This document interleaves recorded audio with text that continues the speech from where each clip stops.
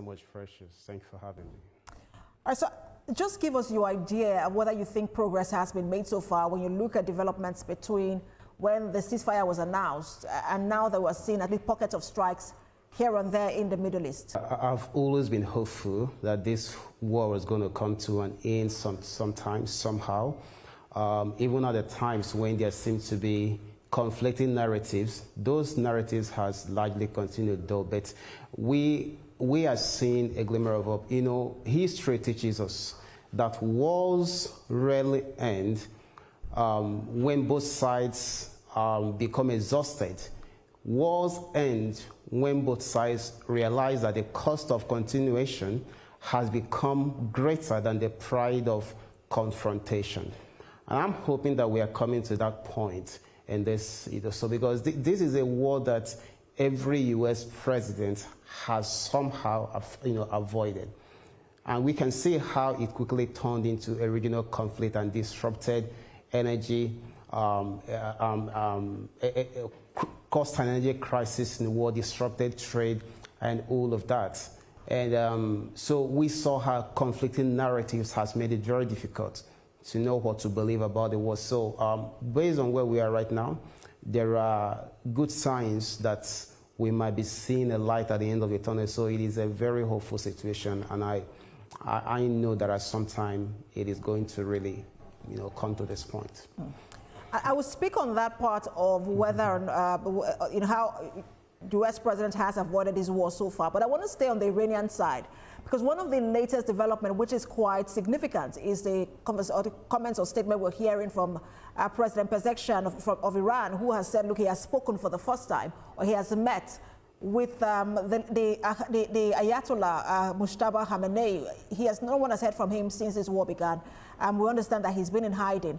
But I just want to get your reaction to that for the first time it looks like there is a message coming from Khamenei and someone has met with him. Saying that their supreme leader is in high spirits and managing situations directly and signing off on whatever decision, whatever plan they have to execute. So I'm not surprised that he's on the scene, but again, it gives greater credibility to the situation when someone, perhaps highest ranking authority, engages this way. It brings legitimacy to the conversation and strengthens the hope, because this war has really brought a lot of hardship to the world, and it can be allowed to continue. There have been reports, for example, that Iran can afford to engage, to continue for up to 120 days. That's a lot of time, and before facing severe crisis. So this presents another hope, and it gives legitimacy to the situation, to the negotiations. It's not yet uhuru at last, I must warn, but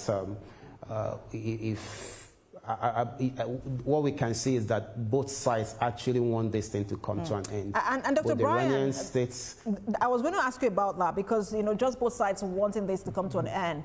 This message coming from the Ayatollah himself, what does that tell you about how seriously the Iranian leadership is taking this latest proposal and how willing they are to end this war?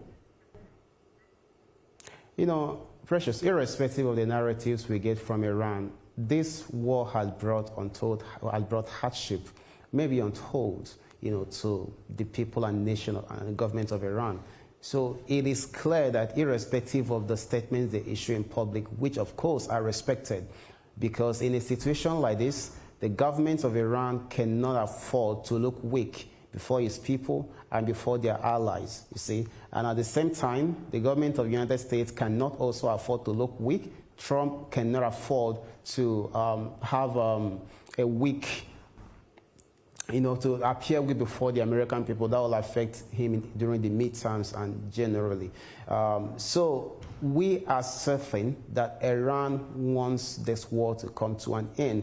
However, Iran has sought to leverage their ability to cause a crisis globally, to compel the American government to actually get what they've been wanting all along, retain their rights to enrich uranium and the rest of that.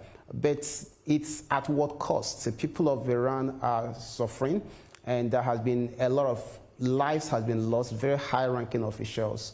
So this is not something that should continue. I feel that Iran wants the war to come, and just like the United States, because the American government also do not want to engage in an endless war. And I mean, the President Trump is already feeling the impact. Midterms are here, and so both sides want the war to end, but they can't afford to. They need to be able to save their face. In terms of saving face and wanting the war to end, just beyond the midterm elections, we know that President Trump will be going to China, visiting China next week. How much of pressure is he under to end this war before he heads to China? Because one of the latest reports we're getting from China in terms of the tabloids there, they are describing America now as the war giant with a limp. I think President Trump has a greater problem with the American people that he could have with China.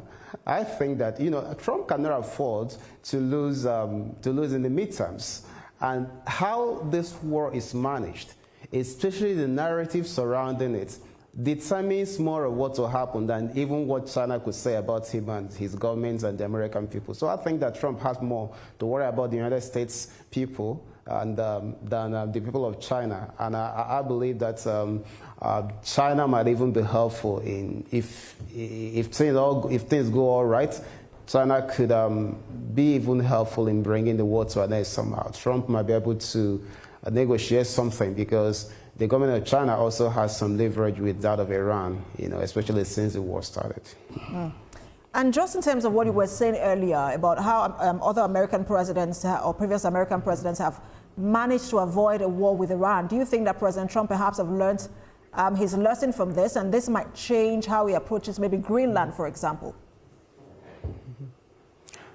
I think that President Trump, whether he admits it or not, would have how this has evolved should have been a surprise to him. I'm not sure that the United States government thought that it will linger as long as it has.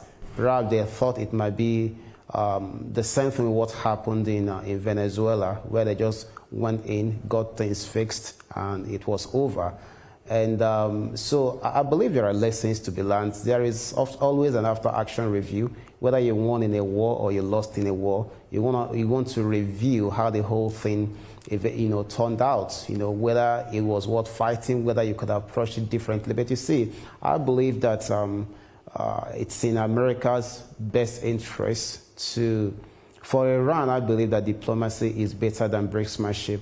For the United States, I believe that stability within the region and trade would be a better way actually to engage with not just Iran but with other countries in the region. So I believe that there are lessons to be learned, not just by Trump and the United States government, but also by Iran and the government of Iran. And in terms of how President Trump, again, we're hoping that this war is nearing its end, and if we're speaking speculatively, in terms of how the Middle East, moves on with the U.S., how do you see that going on, especially with, relations when it comes to having bases, U.S. bases in their countries? So I think that I do not think that the American government.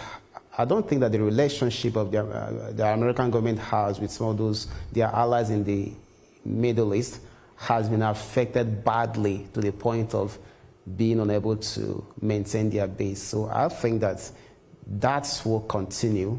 I do not think that they want to give, because America also offers a lot of advantages and privileges. Come on, that's the reason why in the first instance they're not just getting that for free. There is, in diplomacy, in international relations, there has to be something for you. Sometimes it is intelligence, sometimes it is security, sometimes it is just the confidence that comes from that alliance. And whether anybody likes it or not, America remains a superpower in the world. America remains an economic giant.